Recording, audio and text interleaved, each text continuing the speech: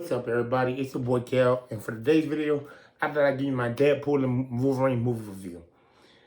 So before we get started, do me a favor, like, comment, subscribe, comment if you saw the movie, if you plan to see the movie, what was your favorite part in the movie, what did you expect from the movie if you didn't see it, your favorite joke, what you think about Deadpool and Wolverine overall, your favorite cameo, so let's get started.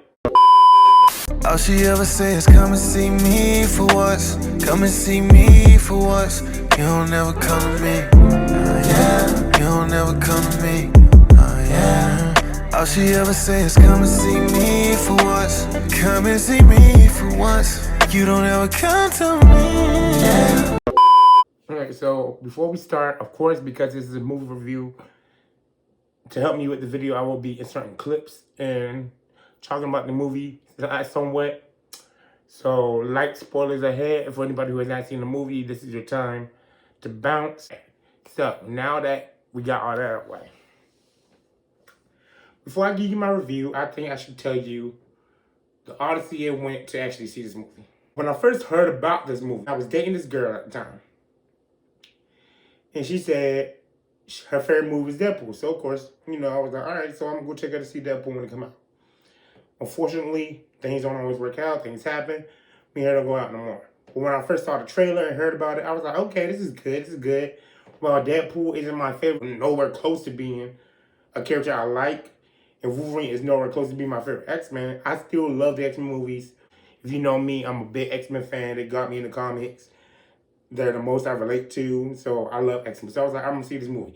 And I didn't mind the first two Deadpool movies. The first Deadpool movie I love. The second Deadpool movie was not that good to me, but it was still good. So I was like, all right, cool. I need to start getting out more anyway. So movies is usually how I get out. And I was like, I'm going to start hanging out more with my friends. Or the few friends I have. So I hit my sister up. I was like, hey, Carrie, you want to go see this movie? She's like, yeah, sure. So we planned to see this movie when it came out. But just like me, Carrie was always works Monday through Friday, day to night. So that I was on the way. And when she wasn't working, Kira had a kid.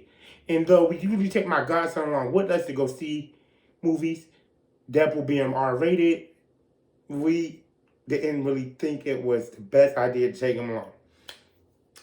Alright, so that happened. Then I was going to go with my supervisor. My supervisor, my homie. So I was like, alright, we can go. He had phone troubles, couldn't get in contact with him. Then me and my other man, Daryl, we was going to go. And always never linked up on time. And again, I have a thing where I like to go to the movies when it's not fully crowded, it's empty. Or I like to go to the movies on Tuesdays where the tickets are cheaper. So eventually, I just gave up. I was like, screw it. I'm always at work anyway. I'm always trying to rush. Plus, lately I've been having eye problems. Screw it. I don't need to waste money on this movie. Whatever. But then I started hearing about the movie. Hearing about the cameos and the fight scenes and the jokes. And though I don't like spoilers for certain movies, Marvel has gotten to a point where their movies are just not hitting for me. Or I've gotten to the age where I just don't care. So you spoil them, you spoil them. And I follow YouTube channels like Cosmic Wanderer, Absolute Comics, Comics Explained. So there is no way I wasn't going to hear about this movie. So eventually, being on YouTube, being on Amazon, Apple, and all that, they started promoting the movie for buying. Looked at it, I was like, $30? No way, I'm not buying it. I'll wait for it to come on Disney Plus. Shoot, movies usually hit Disney Plus or streaming in 45 days. I can wait. Cool. 45 days passed. I was like, okay, so this is a movie that's obviously selling, so they're not going to rush to get it on streaming and get it out to movie theaters. They want to see how much profit they can make from it. Okay, cool, no problem. I have no problem waiting. So last week or the week before, I was like, okay, I'm really want to see this movie now. Because I'm hearing more and more about it.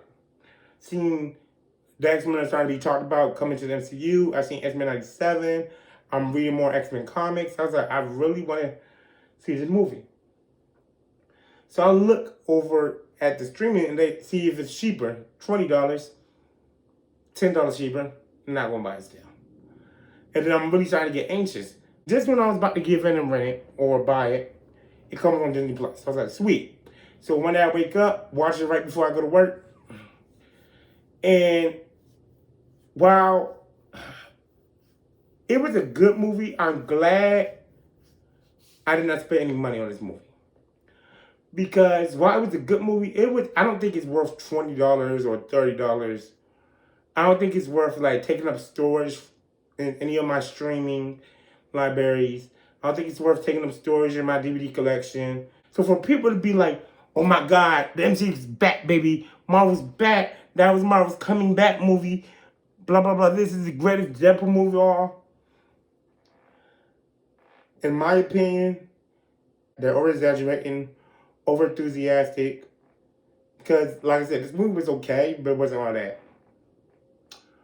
To me, honestly, this movie, if I had to rate this movie on a letter, I'll give it a B minus. Number-wise, 6.5. Out of the 3 Deadpool movies, I think this is my second favorite one. Because by Deadpool 2 was more, I think Deadpool 2 had more of a consolidated story and premise and more things wrapped up. I still feel like it was also sporadic. But this I didn't like the movies that much. Like I said, it's an okay movie. But when I say I won't watch the movie that much, I'm not a movie person. But like on rainy days, my depression days where I'm just feel like staying in bed, I'm not tired, but I want to watch something, I'll turn on one of my favorite movies or one of my go-to movies. Shrek the Third, the first Jimmy Neutron movie, one of my favorite MCU movies, one of my favorite X-Men movies. I'll turn on the Simpson movie. I'll turn Tangled, Monster Inc. I'll turn on one of my favorite movies or go-to movies. I would never just turn on Deadpool and Wolverine just to watch it. To me, the best part of this movie, the first 10, 15 minutes, and other 10, 15 minutes about where Elektra showed up and Blade and Gambit, and they had a little dialogue, not even the fight scene, but the dialogue. Those were the best parts of the movie for me. But like this movie, it wasn't really funny to me. While this movie had like moments where I would ha ha ha, he, like in particular, I laughed. I laughed at the Sabretooth Wolverine fight. I laughed at it because it was like so unexpected. Like I heard about it, but I was like, nah, this can't be the full scene. And when you see Wolverine and Sabretooth fight in a movie or in a comic, that's not what you're thinking. You're thinking it's gonna be some drawn out battle. I was thinking it's about to be drawn out battle. And Deadpool hyped it up like it's gonna be some drawn out battle. But it just running and took his head off. That's why I laughed, because I was like, oh, that was unexpected. But other than that, like, okay, so let's talk about the first 10, 15 minutes. First 10, 15 minutes was okay. Like him being recruited by Happy, that wasn't a good scene, but it's a scene I appreciate, because it's like, yeah, who would take it serious enough to join the Avengers, a world-saving threat? But the message within it is, you don't have to save the world to save your world, you know? You don't have to don't always go high. Like, take steps. Like, maybe this isn't your calling. Maybe this is your calling. I think those are all messages that everybody can relate to. But question, like, is that what Happy does now? Like, is that what Happy's role is? I thought Happy was like finances and security. And I know Avengers is like Defenders or whatever, but is that what he does now? Is that the recruiting protocols? Because technically we have no Avengers. So is he like turning away everybody who wants to join? I would think like the recruiting protocols would be probably like Captain America, Nick Fury. Anyway, but that him being taken to the TVA, that was a good scene. Because the TVA is one part of the MCU that's been added lately that I've actually actually like understood and enjoyed. Um, in the fight scene between him digging up Logan, dancing, I like that. I've heard a lot of comparisons to the dancing with Deadpool and dancing from She-Hulk. Now understand, as a heterosexual male, I can appreciate any ass movement. Okay, outside of that, in the She-Hulk, it just seemed so forced. It seemed like just you could tell that was just like an add-in. But with Deadpool, if you could think of Deadpool like in your head, that seems really organic. That just seems like something he would do. Not just something like just dancing with a body and while fighting, but the way he was dancing with the head shake and everything, with the weapons stabbing people, that just seems really organic and authentic to him. Like I said, this I don't know how to say about this movie. Because like I said, it's an okay movie, but I don't think there's a lot of depth to this movie for real. Him finding Wolverine, loved it. Loved him finding Wolverine. Loved the suit. I I don't like the suit as much as everybody else liked the suit. Like I said, the suit looked fine. I liked the mask better. A lot of people didn't like the mask. I liked the mask. I actually did like the mask. Um, but when it comes to like the fight scenes, the first fight scene between Wolverine and Deadpool, loved it. It was amazing. The movement, the speed, the flips. I think it was really good. But overall, Wolverine's story didn't really make sense to me. Him finding Wolverine, everybody be like, "This is the worst Wolverine. He let down his world." Blah blah blah. But for us to find out that he just wasn't there because he was at a bar drinking, very typical of Wolverine.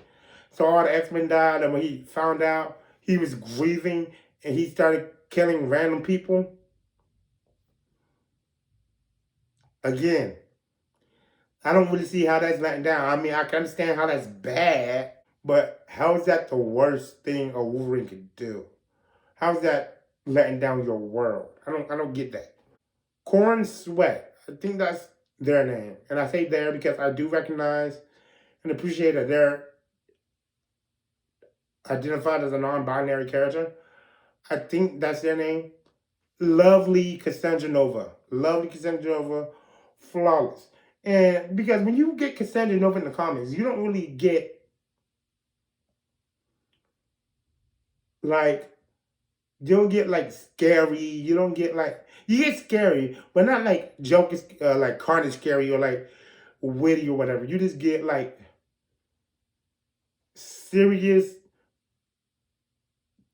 cryptic, and that's what you got from Corn Sweat, and I loved it. Um, but the other three cameos, the other four I could think of that I know, Jennifer Garner as Electra, Wesley Snipes as Blade, Channing Tatum as Gambit, and Daphne Kinney as X-Ray 3. I loved it. And I'm not even talking about the battle scene. They're just their little dialogue between in that little hideout. I loved it. Channing, he looked like Gambit. The suit, even though he could have moved his neck. It looked like he was stuck. But the lines, the accent, I loved it. I loved it. I loved it. Wesley Snipes as Blade, his little joke with there's only gonna be one Blade. Dabney Kinney, if that's her name, the girl who played X-23. If we had the choice to bring anybody from the Fox universe, the X-Men movies or whatever, over to the MCU to play that character, like, continually, I would take her. Like I said, this movie, like, besides those, this movie's not really, it's like, I can remember what happened because I just saw it. But it's not really, like, memorable to me. And there's a lot of questions unanswered between this movie and Deadpool 2. Like I said, going back to what happened to Cable and Domino? Is Josh Brolin and the girl who played Domino going to be Cable and Domino? in the MCU? Are we going to have the same Colossus, Yukio, and Negasonic as we had in this movie and the rest of the Deadpool movies, the ones transfer over to the MCU? Are Deadpool and Wolverine in the MCU timeline yet? Because it seems like between the TVA conversation and the end of the movie, it seems like they're saying that this is the MCU now. However, it's also like, because the whole purpose of the movie was for him to save his family. So is his whole family in the MCU now, or is that a separate universe and they're not in the MCU now? That's confusing to me. But like I said, I don't have much to say about this movie. All the fight scenes weren't all that. The one fight scene I can remember in my head was the first fight scene between Wolverine and Deadpool. Like I said, Wolverine's story doesn't really make sense. It's really disappointing. But yeah, I don't really have much to say about this movie. Anyway, hopefully, because I do plan on doing more movie reviews. I just don't know what movie I'm going to do next. Hopefully I'll have a more in-depth movie review for you, be able to talk about the actors and the plot and more. But until then, y'all know what it is. Deuces.